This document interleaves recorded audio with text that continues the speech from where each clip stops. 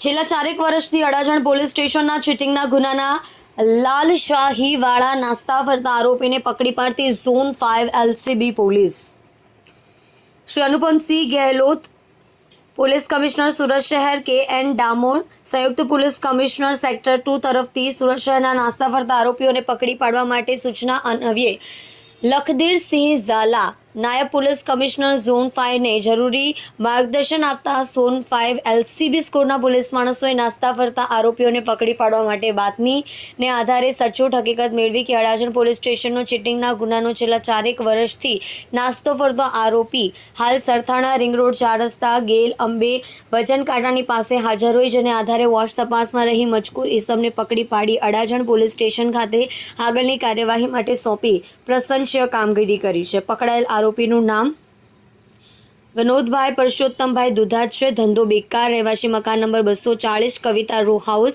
વિભાગ 1, નવજીવન હોટલની પાછળ, સરથાણા જકાતનાકા, સુરત શહેર. હાલ રહેવાસી મકાન B 1303, ફોસ્ટીન અપાર્ટમેન્ટ, સરથાણા જકાતનાકા, સરથાણા, સુરત શહેર. મૂળ રહેવાસી અમરેલી.